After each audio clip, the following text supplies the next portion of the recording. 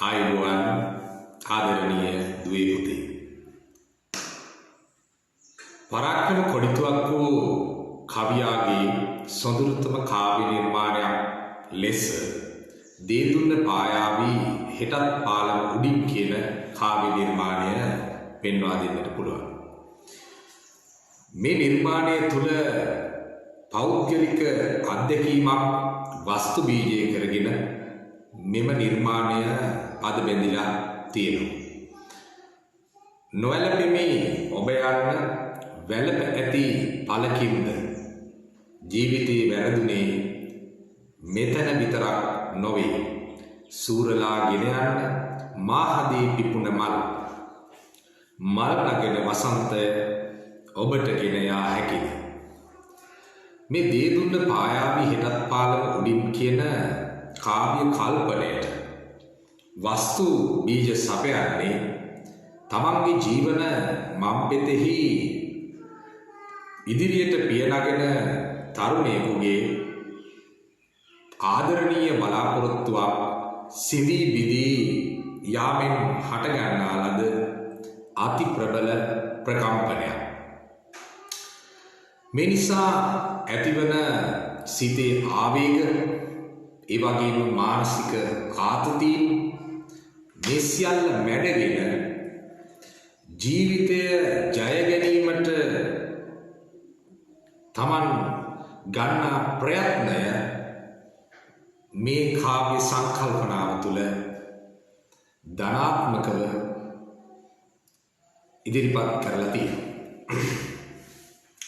මෙම කාව්‍ය සඳහා භාවිතා කරන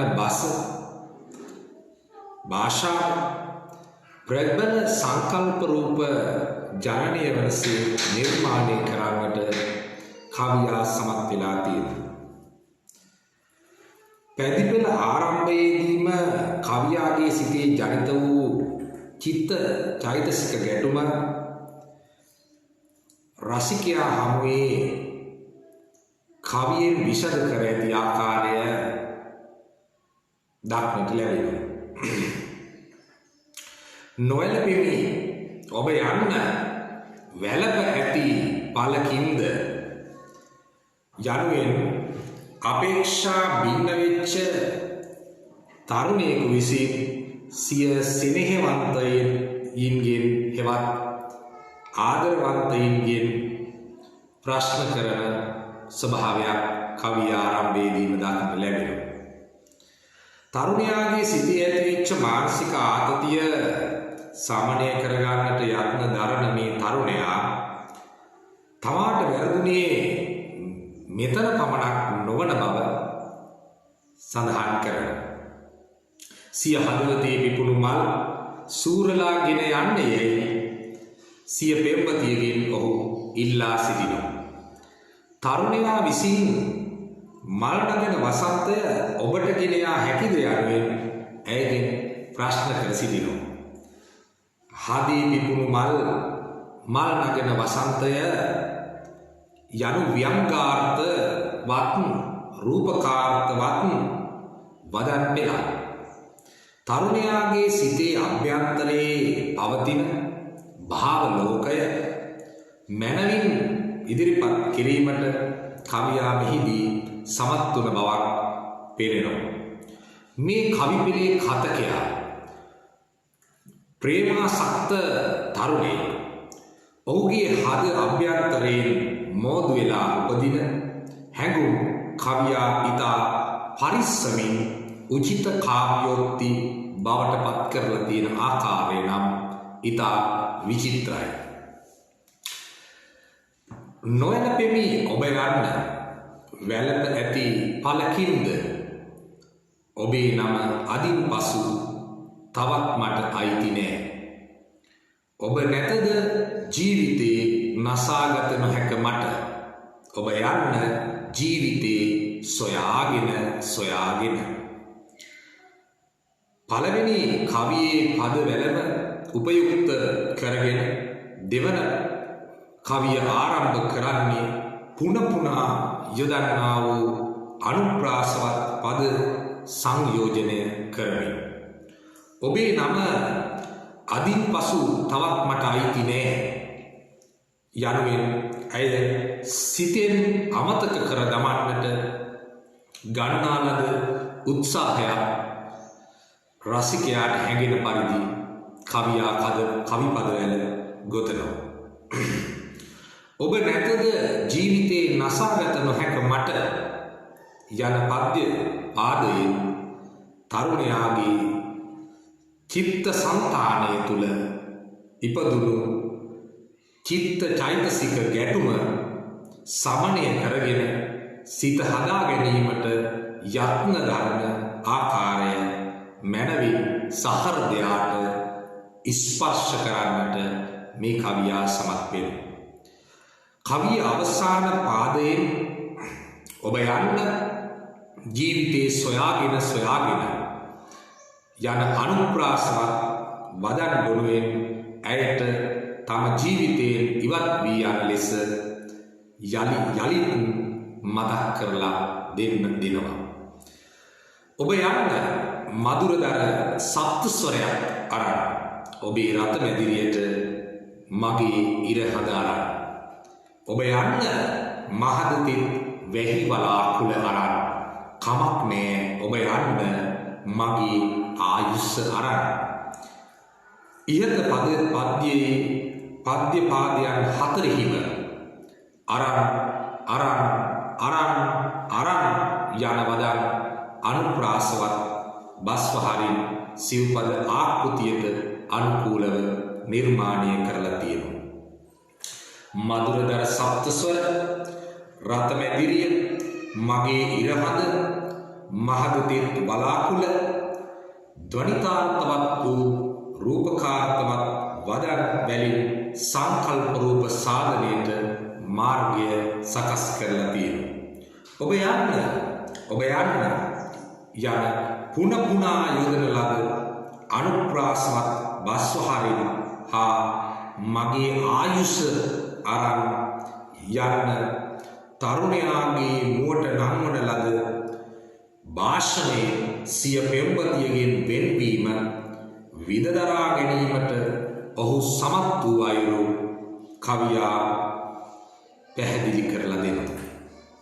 දේදුන්න පායාවී හෙටත් පාලම උඩින් ඔබ නැතත් මම එතන පාඨහත ගනින්නම් යන පද්‍ය පාදයන්ගෙන් පෙම්වතාගේ පෙම්වතියගේ නිතර හමු වී ඇත්තේ මෙම පාලම උඩදී බව ගම්‍යමාන කරලා පෙන්නනවා. වෙනදා දෙදෙනා විසින්ම හාත්පස ඇති වී නැති වී යන වර්ණවත් සෞන්දර්යයෙන් බබලන දේදුන්න දැක එහි පැහැයෙන් වශීකృత වී ඒ දෙස බැලූ අයුරු පෙම්වතාට ස්මරණය වෙනවා. ඔබ යන්න හැරි නොබලාම ඔබේ කිරුලගෙන යන කාව්‍යෝක්ති යෙදුමින් හා පරාජිත කඳුලකට ඇසේ ඉඩ තියා නැත යන්නේ අපේක්ෂා භංගත්වයට පත්වත් කඳුළු වපුරමින් සංතාපයට පත් නොවන බවත් කවියා සහෘදයා වෙත නිතැතින්ම පෙන්වා දෙනවා. නිල් ගුවන් ගැබ වදින කුරුල්ලෙකු පරිද්දෙන් ඔබ ඔබේ සිහිනයට මම මගේ ලෝකයට පෙම්වතාගේ චිත්ත සංතානයේ බුරබුරා නැගෙන හැඟුම් සමුදාය මවාපාන කවියා පෙම්වී අලංකාර වීසිකොට යනු මැනවි යැයි ඇගෙන් ගෞරව සම්ප්‍රයුක්තව ඉල්ලීමක් කරන්නට සමත් වෙනවා. නිල් ගුවන් ගැන වදින කුරුල්ලෙකු පරිද්දෙන් යන සරල සුගම මට සිලුටු අවස්ථාවෝචිත උපමාව මගින් ඇයගේ සිහින රාජ්‍යයට පිවිසෙන්නට යැයි පවසන මේ කවියා මම මගේ ලෝකයට යන බව කියා සිටිනවා. ආදරය නින්දක්ද පිබිදිලා සිටින මට දිනෙන් දින මගේ නෙත් පැහැදුල්ය සුවිපුල්ය නින්ද තුල නැති උනේ එක දෙයයි වරදක්ද තව බොහෝ දේ තිබේ ජීවිතය ජයගනිමි. ඉහත කවියෙන් කවියාට වස්තු විෂය වී ඇති කල්පනය කූට ප්‍රාප්තියට පත් වූ බව කාව්‍යෝචිත අවස්ථාවෝචිත අවස්ථා වලින් කවියා පෙන්වා දෙනවා. ආදරය නින්දක්ද යනුවෙන් තමාගෙන් ප්‍රශ්න කර සිටින පෙම්වතාගේ මුවට නංවන භාෂණය රූපකාර්ථ දනවන භාවාතිශය හැඟුමක් බුද්ධිගෝචරව තීව්‍ර කර ඇත්තා සේ පෙනෙනවා. මෙතෙක් කලක් ආදරය නැමැති නින්දෙන් පිබිදුණු ඔහු හාත්පස බලනවා. දිනෙන් දින ඔහුගේ දැස් පැහැදුල් බව ඔහුට දැනෙනවා. සුවිසල්ය යන වදන්වැල අනුප්‍රාසවත් ලෙස කාව්‍ය කරණයට යෙදුණු යෙදුම් සමුදායක් ලෙස ඉදිරිපත් කරනවා. නින්ද තුල නැතිුනේ එක දෙයක් බව ව්‍යංගාර්ථවත් ලෙස පවසන පෙම්වතා එය වරදක් නොවන බව සාධාරණීකරණය කරමින් ජීවිතයේ ජය ගැනීමේ ඒකායන අරමුණකට ප්‍රවේශ වෙනවා. පූර්වෝක්ත අලංකාරෝක්ති මගින් කවියා සතු එම අසාමාන්‍ය කවිත්වය ප්‍රත්‍යක්ෂ කර පෙන්වනවා. මේ ආකාරයෙන් අධ්‍යතන සමාජ සංස්ථාව තුළ ආදරය නිසා ඇතිවන එක්වීම වගේම ආදරයෙන් සිදු ඇතිවන වෙන්වීම ද විඳදරාගත් තරුණයෙකුගේ ප්‍රේමයේ ගුණසුවඳ විහිදාලන සිතුවිලි සමුදායක් සහෘද විඥාණය පුබුදු කරමින් ඉදිරිපත් කරන්නට පරාක්‍රම කොඩිතුවක් වූ කවියා සමත් වෙලා තියෙනවා. ඔහුගේ සෞන්දර්යාත්මක වාග් ව්‍යවහාරය රසික මනස ආකර්ෂණය කරන්නට සමත් වෙලා තියෙනවා. රසිකයින්ගේ හදවත් අමන්දානන්දයෙන් ආනන්දයෙන් ප්‍රඥාවට යොමු කරන්නට පරාක්‍රම කොඩිතුවක් වූ කවියා දේදුන්න පායාවි හෙටත් පාලමුඩින් නිර්මාණයෙන් සමත් වී තිබෙනවා. අපි මීළඟ පාඩමෙන් යලිත් හමු වෙමු. ආයුබෝවන්.